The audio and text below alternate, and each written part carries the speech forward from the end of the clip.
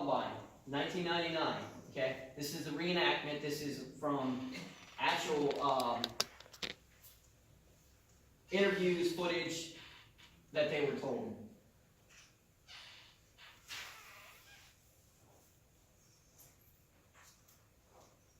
Maybe.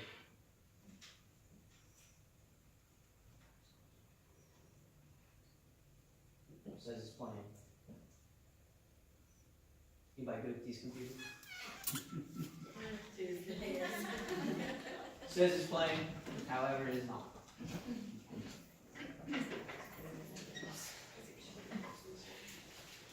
I will tell you why she's been at it. I will tell you, Columbine was a very unique situation. Go back before 1999, and you can go back and see that school shootings actually started in the 1940s. It was the first documented school shooting. He's shaking his head, yes, he's obviously went back and read about it. Yeah, so if you look into the 1940s, correct, is when the first document was about an actual school shooting. So they've been going on. But the thing is people are making more of a show about it because why? Because of the weapons that are being used, there's more people being injured, there's more fatalities in these school shootings. The news media wasn't what it was back in the 1940s. So now if something happens, every news channel gets a hold of it, and they just keep running it over and over.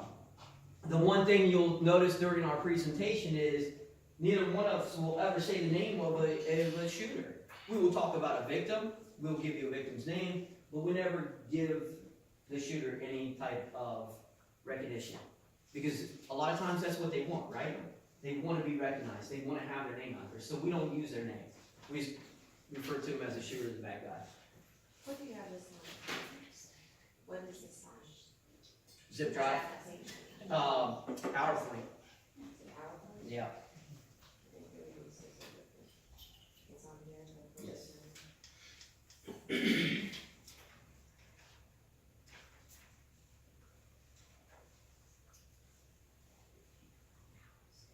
How many go to different places to do classes?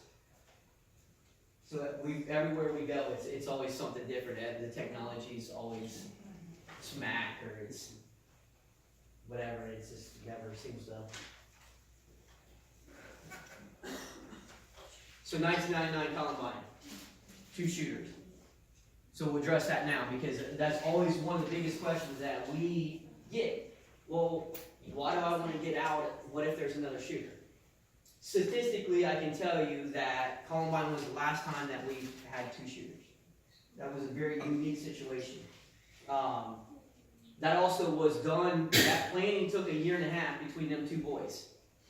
They passed notes for 1.5 years. We went to a training and we got to see some of the notes that were passed. And you could go online and look through the FBI files, and you could read the whole case study. The biggest thing is nowadays, what happens? Kids don't tell each other stuff because why? They know somebody's going to tell somebody else. So this was very unique. And you're going to hear us say, if you see something that looks suspicious, say something to somebody. Because these 2 boys literally did a trial run, and they went into the lunchroom with a duffel bag that had canisters in it. Propane canisters in it. 3 of them. It's a pretty big duffel bag. They took that duffel bag and they laid it right beside a pillar. And nobody said a word. The day of the event, they took that in and they set it right by that same pillar. Now these guys did their research. I mean, this is how it is, how society is now. They did their research, okay? They knew time frame by time frame how many kids were going to be in that cafeteria, and at what time most of the kids were going to be in there to do the most damage. So what they didn't know was, how many of you have ever seen the egg timers? Showing my age now. The little white timers that grandmas always used to use when they were cooking. So that's what the trigger device was for that bomb that they made. The week before they ordered it, that company switched the internal components of that from metal to plastic. You needed that metal to touch metal to spark that bomb. So by that company switching to plastic, it canceled out. So thank goodness they went to plastic. If you can't get it playing, it's alright. Yeah, the release that this is created in is not compatible with the release that you're running it on. So unless you have another device that you created this. It's alright. Okay. You guys have seen this, correct? Have you seen this video? Yeah. Okay. So you know how bad it is. And you'll notice in that video, you notice all the kids running. Where are they running to? They're not running out of the school. They're running in the classrooms, they're running and hiding under desks, under chairs. They go into the library and they hide under big tables. Is that a good hiding place? Is underneath this desk a good hiding place? No. What is an active killer? An active killer is a person who is immediately causing death or a serious physical body injury. This could be with a firearm, a knife, a bat, or a personal body weapon. It is for this reason that you will refer to this such person as an active killer. Violent intruder. Here's the biggest thing. It doesn't have to be a gun. It doesn't have to be a knife. It could be a pair of scissors. It could be a crowbar. It could be a stick that they pick up and carry into the school. If it's something that they should not be carrying into school, is that suspicious? Absolutely.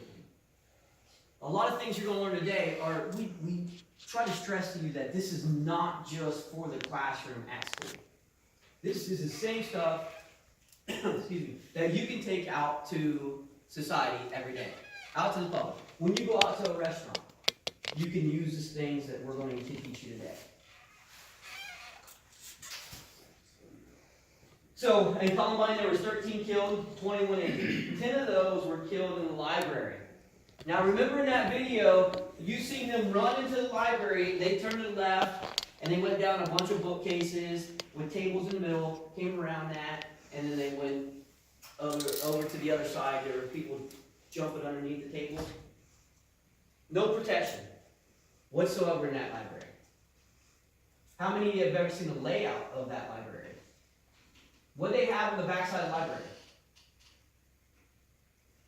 You remember? Didn't they have a door? They did. I was gonna say, wasn't there a side too? They had a door? Yes, they had a door that led out to the hallway, which had the main exit door that they could get out. Yeah. That's right. But here's the thing, in 1999, we weren't teaching to get out of the school. What were we doing? We were teaching them to hide, right? Get in the corner and hide. Turn the lights out, shut the blinds, hide. Don't make any noise. I can tell you when we do the scenarios, when we started teaching Alice, we did that. We'd have the teachers go into the classroom, shut the door, turn the lights out. All the teachers would hide in the corner, and we would come in. We use an airsoft gun. How many has ever been hit with an airsoft gun? Does it hurt? It stings a little bit, but it's not gonna. It hurts. It's not. Notice what we're all wearing today. I did think. Well, I thought it was just cool out, but I noticed even the guys have sweatshirts on. It does sting. Hopefully, I'm not here for scenarios because for some reason I always get shot anyways, even if I'm not part of it. But it does sting. But there's a reason that we use that, because that gives you the opportunity to know if whatever you decided to do in that scenario worked or not. Does that make sense? I mean, because if we just said bang, bang, and, are you really going to get the feel if what you did worked? No. So that's why we use the airsoft gun. If you do everything correctly that we teach you, you don't have to worry about it. But here's the big thing. If you're shot, are you out of the fight? No. No, you got to have that willpower, that mindset to survive. 12 of those were wounded in the library. So, I mean, again, we use Columbine because we want everybody to understand this is not what we're teaching anymore. We don't want you to run through the school and just hide in the school. If we can get you out, we want you to get out. Why did they run? Pop quiz. They weren't taught to, right? We discovered that. They weren't taught to. It's unfortunate because if you go back to, again, this is because we don't wanna, you guys probably know who it is, but we don't wanna say the name. So go to Virginia Tech. 31 killed, 17 injured.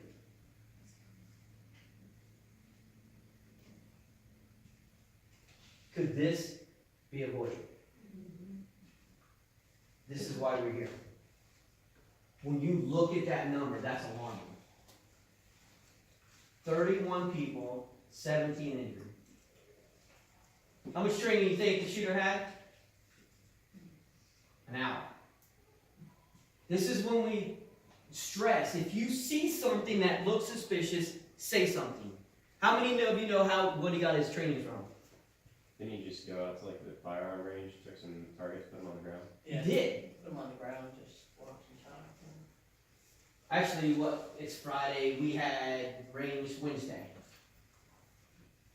I can tell you that when we did our qualifications Wednesday, Lieutenant and I did them together, at no time did we lay targets face or right side up on the ground and walk by and shoot them. If he did that, I'm probably going to go above him and tell somebody. Because that is just not right. I don't know at any time that we would go to a gun range and see somebody walking up and down the range shooting targets laying on the ground. Does that throw up a red flag? Yeah. But here's the thing. Did anybody call the local law enforcement? Did anybody say anything? No. Not till after this occurred. 77 people were present in Norris Hall when the shooter arrived. Understand, again, this was a situation that was pre-planned. He did his 1 hour training at the range. Alright?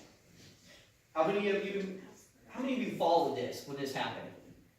How many were old enough to even follow this when it happened? So,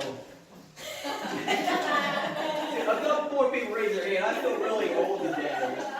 So, this was only in 2007. Here's the thing. The day before this happened, the shooter was on campus. Do you know what he did at Norris Hall? He chained the door and locked it and stood in the bush outside. What was he doing? Wait till see if they're done. He was timing. He was timing the response of law enforcement to see how long it took them to get there. So he knew how much time he had inside to do whatever it is he wanted to do. And we know what he wanted to do. He wanted to kill as many people as possible. And he wanted to make sure he had enough time. So he literally, the day before, locked the door, put the chain on it, locked it, stood in the bush, and timed the response of law enforcement. People reported seeing him after this happened. Again, we can't stress enough. If you see something that looks suspicious, if it looks out of place, please call. Tell somebody. Tell somebody. Listen, we would rather be called and come out and it be nothing.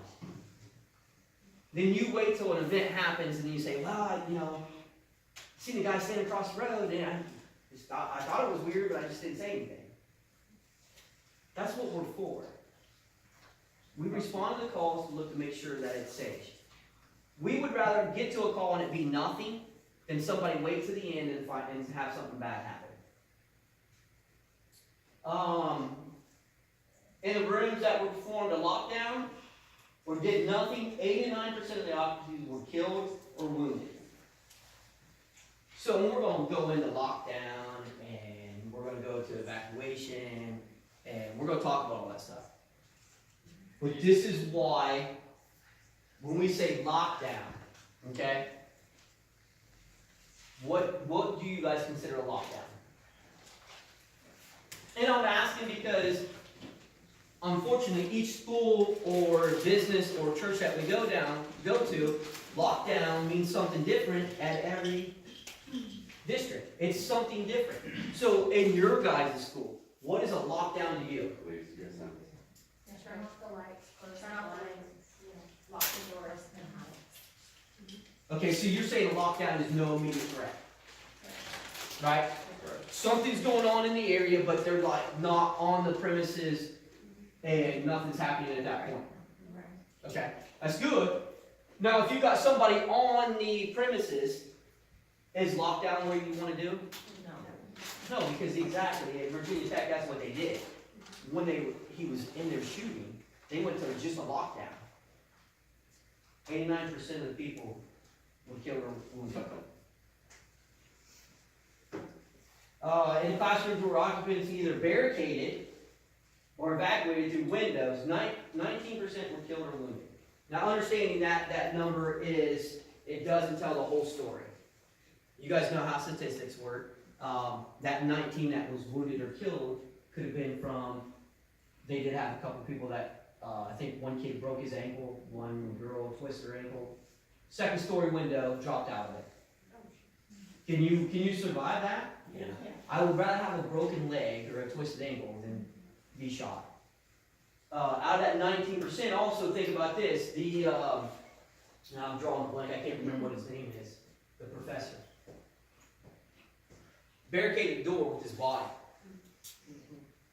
This is a professor that has college kids, not young kids like you folks do. But he still was not going to let anybody in to hurt his students. He put his body behind that door and he was shot through the door. But he took a stand. He wasn't going to let anybody get in there and hurt his kids. Now, I don't know about you guys, but you want to do your referral. What's the worst thing that ever happened? Animal protecting. Mama bear. Mama bear. Okay. Cubs. If you're out in the wilderness and somebody's messing with the cubs, what's the mama bear do? It's crazy. It's crazy. Geese. How many of you ever go to the park and yeah, when you go up to them geese, if they have little ones, what do? They honk, they snort, they hiss, or whatever that is. Their wings come up and they flap, and they're going crazy, right? Come into my house, like he's hating my friends. You will be that same way. You will be that mama bear. You'll be that goose. When it comes to protecting your kids, you're going to do whatever it takes to protect them. Alice is common sense, but not common knowledge. Here's the problem. When we get into a scenario or something's happening, what's the first thing we do? Freeze. Right?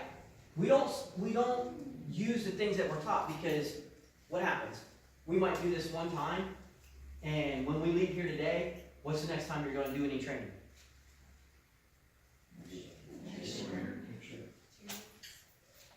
Does it have to be like that? Can you train yourself? Absolutely. Every day when you walk into the classroom, you can be like, okay, so today, if something happens and somebody's in the parking lot, this is what I'm going to do. If that call comes over the PA or on the phone and they say there's an intruder in the building, this is what I'm going to do.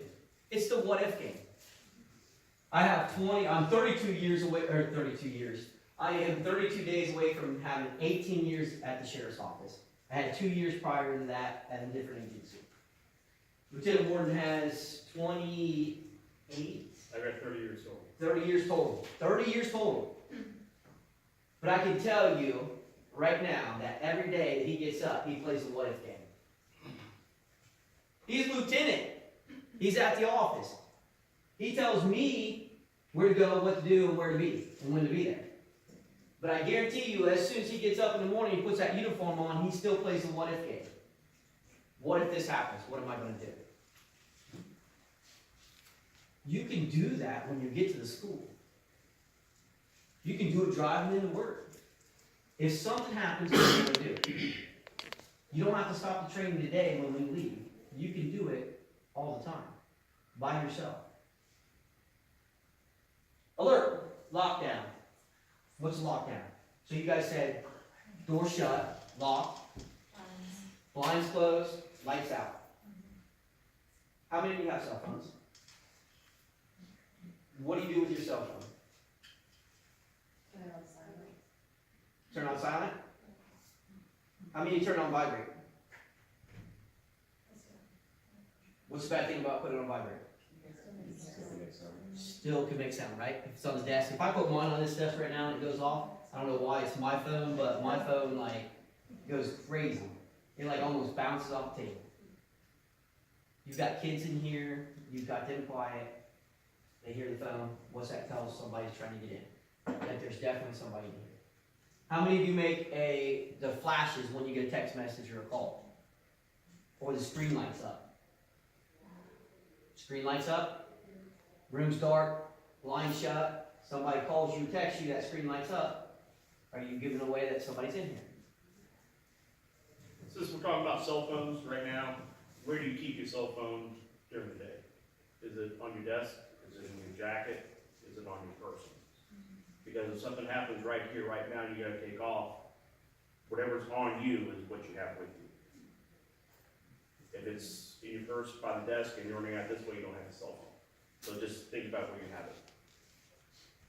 How many of you put your cell phone down and forget where you put it? Like I just put mine in my back pocket when I got here because I know if I didn't, when I left here, I'd be calling Mr. Roush and, hey, Kev, did you find a cell phone? I don't take it everywhere I go. Who are we locking down from? Is that important to know?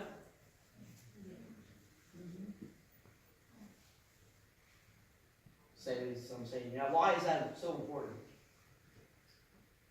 So you know the difference between like, okay, there's like an escaped convict in the area who has a violent history, you need to be prepared for that, versus there's an escaped like person from the assisted living home who could be dangerous but is likely to be much less dangerous than a violent offender. Good. About the student. Here's the thing, so when we ask this question, the first thing that we always get from the teachers is it's always somebody from outside. We never get the teachers say, well, so we know if it's little Billy, we know who we're looking for. You gotta look at the big picture when it comes to this, okay? We've gotta have that mindset that it can happen here. And it could be one of our students. So it is important to know who it is. Because they have a lot of parents that have access to the school every day. Yes. Yep. Does this help us out? If you guys know who it is, does it help us out when we're responding? Yes. Lieutenant Ward and I have been out here a few times. I don't know your names. I don't match what's on the desk, so, but we know the faces. But it probably won't be Lieutenant Ward and I that are be the first ones to get here. So the deputies that are responding, the Marysville cities that's responding, they're not gonna know who the teachers are, who should be here, who shouldn't be here. So it's very important to know who it is. And the biggest thing is and we pose this question because we'd like to see what the response is. And that's the same response we get all the time, is somebody from the outside, you know, if it's a escapee. But we want you to think about the students too. Because if you look at statistics, it's usually a student when it comes to the shooting, the school shootings. Yes, sir. I have a question.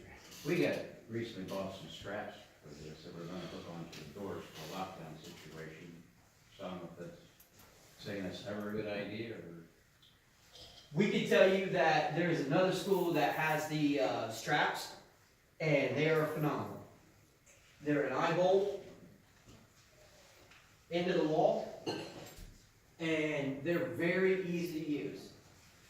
Strap's already done, you put it on the handle and you pull it tight. The only thing you gotta make sure is when you put it on, you pull it, that it is tight. But we've done a walkthrough at that school for drills, and those straps are great. They really do a good job. And they're easy to use. Because think about this. If I had a gun out right now, and I started yelling at you, and I told you to get up and lock that door, now, get your key and lock that door, would you be able to do it? Yes. You think so? Just lock it. Just lock it. Well, that one you just push it. You don't need don't need a key? How would your nerves be? Remember this when we go through our scenarios, is that? Okay, so, we're probably gonna pull you out of a scenario. Cool, calm, and collective, I love it, cool, calm, and collective. But when he is yelling at her and screaming at her and telling her to do something, I think we're gonna do it. You're not gonna do it. I can tell you that when we did a scenario up at another school, and we were in the scenario portion of it, we did the Alice training for all the new hires, all the time. And this year, we had a teacher that was in the classroom, and he's a football coach. And I will tell you, because he said we could use him because it's a great learning experience. He's a football coach at North Union. It's his first year, and we got through the classroom portion of it. We're in the scenarios, and he's all pumped, excited, ready to go. Oh my God. Gunshot goes off right outside the hallway. Boy, he grabbed that key and he comes over and he locks that door and he's coming back and he's like throwing a couple of desks in there, and it wasn't a minute later. That guy opens the door, reaches in, pow, pow, pow, starts shooting everybody. What happened? Cool, calm, and collective just took that key, put it in the locked door, and unlocked it. The only reason I. She's good, man. She's good. Go ahead, let me go ahead. We have push locks, so you don't have to put your key in. So it's just like literally turn Yeah, it. the thing to remember though, on any of these, you Although want these are all windows. Like that, none and of us you are- want layers, this is mechanical device, you can fail. Okay? Even the straps, they can fail. So you want layers upon layers upon layers.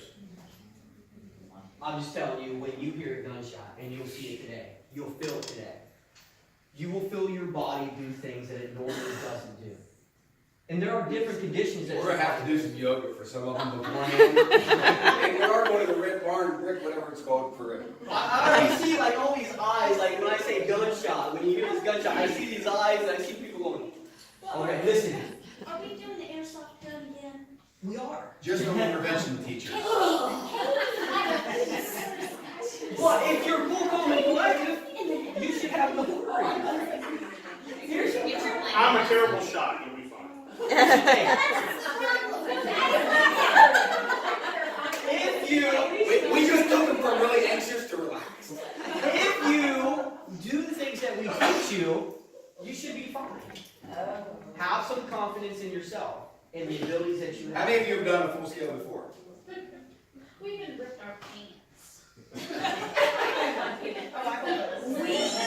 And listen, I would tell you, it is not uncommon. Like, if you, like some of the schools we've been to, the main people will literally get out and do what they're supposed to do. We had a principal that got hung up, broke her glasses, got hung up in the window, and boy, she kicked and clawed until she got free, but she was the first one. She was a prime example of what needs to be done. She did it, and by gosh, I'll tell you. Don't jump out of any two-story windows. You don't have to get out a two-story window, but just know that that is an option. Just know that it is an option. We brought the pork shells. So, can I ask a question? Absolutely.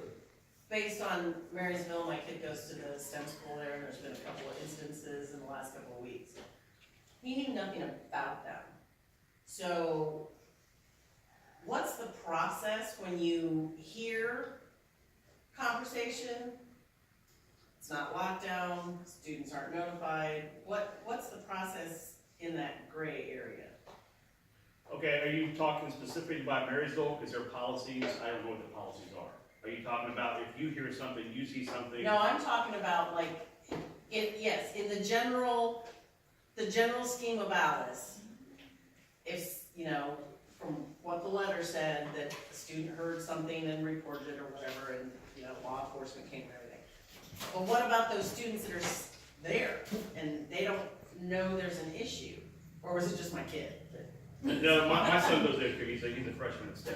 He didn't know what was going on. Yeah, so, I didn't find out until Till the letter came. everything came out, and I was working that day. So I don't know what their policy is, I don't know why they did what they did.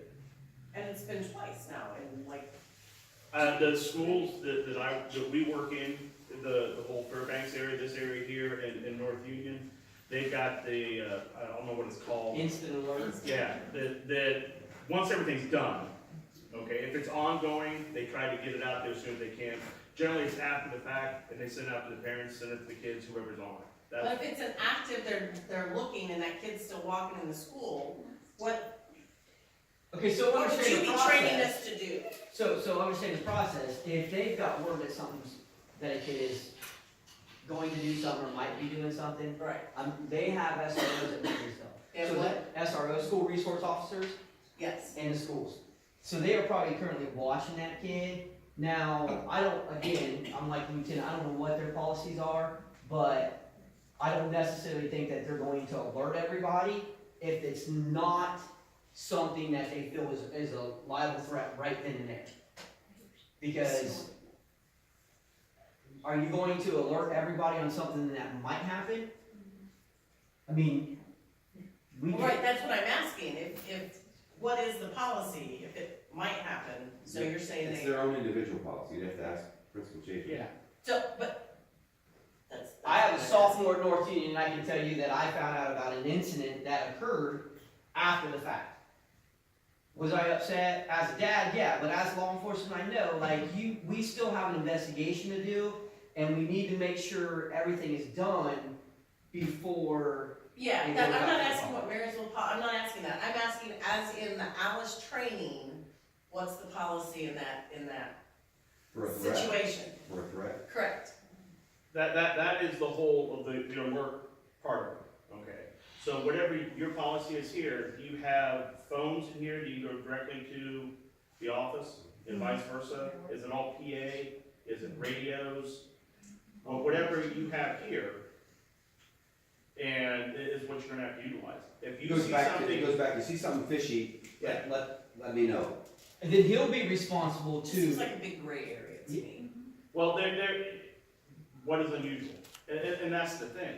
If this is your 20th year working in the school and you see something that, in 20 years you never seen before, that's unusual. Okay? Investigate it. If you wanna go ahead and lock your kids in here, start barricading, get on the phone, get a hold of whoever you have to, and then, Rich may come out here, see what's going on, and then continue the process. If it's to the point where, whatever your policy says, whoever can push the button in this room, does this go to all the rooms? It Can you can, push a button here to go to the PA if you system? pay Joe. Okay? It's however you feel that needs to be done. Again, like Deputy Crabtree said, if we get called out here and it's nothing, that's fine. Okay? I'd rather come out here, I'd rather, at the end of the day, do a drill because something's not right. and we can tell you that, yeah, we would say to every administrative person at every school district, if something's suspicious or you hear something that might happen, call us. We can tell them that, but it's up to them to call us at that point. Does that always happen? No. Some school districts like to try to take it upon themselves to figure out what's going on, to see if it's a liable threat, before they even call law enforcement. Yeah, I wasn't questioning how they handled it, I was just questioning if there's an actual real process. Yeah, and it's Through the the alert, training. it's the Yeah, alert I wasn't process. questioning them or the administration there, I was just questioning, No, if Is you there were, an you're not the only one. yeah, We always get it from all the teachers. What's the process? Well, we will tell you the process should be is you need to alert somebody, and then they should alert law enforcement. That should be the process. Does it always work like that? No. Some schools don't want to bring law enforcement in because some feel it's a distraction unless it is a liable threat that they felt something could happen or is going to happen. They'll call us in. well, and that particular school, they have somebody on site, so Right. there's a difference right there. So, and we're very blessed in this county because not just the city schools, but both county schools also have SROs, school resource officers on site, so. What are we locking down from? Is that important to know? Yes. It's gonna determine on if you've gotta do what. Make a choice if you're gonna evacuate, if you're gonna stay in lockdown, if you're gonna barricade. Because if I tell you right now that there is an upset parent in the library, swinging a ball bat, Are you staying in lockdown? What are you gonna do then? Probably getting out or barricading, right? But it's so important to know what you're locking down from, because you've gotta plan ahead. You gotta know what your next step's gonna be. Where is the incident occurring? It's not just important for you guys, so you know what you need to do and how to get out, but if you know where it's happening at, is that good information for us to be passed on as we're responding out here? And understanding that this where can change minute by minute. How far can you get in 2 minutes from this classroom into this school district? Cedar Point, way over here, right? I could go, in 2 minutes, I could get to the church, get past the church.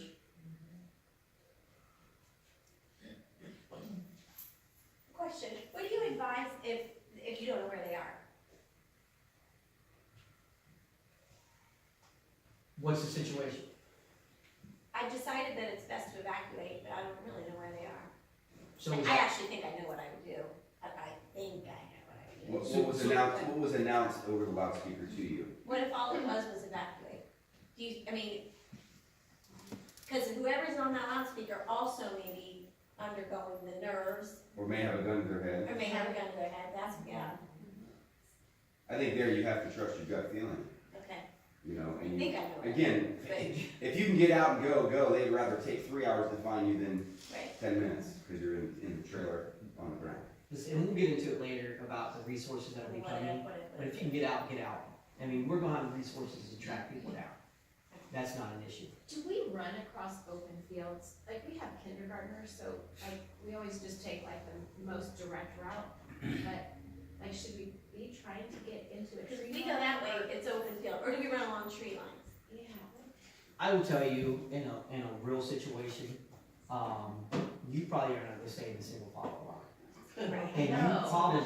you probably, because I'm telling you right now, and correct me if I'm wrong, but who teaches a kindergarten class here? Who does the first grade? I guarantee you, when you go out this door in a single file line and they see all these older kids running and screaming, what are they gonna do? They're gonna run and scream. They're gonna run and scream. Or hide. Or hide. Young kids, you're who they're looking up to. You're the ones that are gonna have to be the ones to pick them up, take them. Now, you're gonna have older kids that'll stop and help, but I'm telling you, like, agree, disagree, when they get outside, they're gonna run. When they see everybody else running, they're gonna run. They're gonna be scared. The thing that we're trying to instill in everybody today and every time we put on the training is to get you a point to do the what if game, to think for yourself, okay? The best thing you possibly do is get away from whatever's going on. That's the best thing you can possibly do. If that's not possible, you need to barricade, like I said, with the layers, okay? And then have everything you can possibly can in your hands to fight back. Fighting back is the last thing you should ever do. Getting away is the first thing you should ever do. To say you have to go to this tree line, to whatever, get away. Just get as far away as you possibly go. Again, maybe you should have your keys with you and maybe your phone with you. You said that the kids are gonna hide. That's scary because you're gonna have to do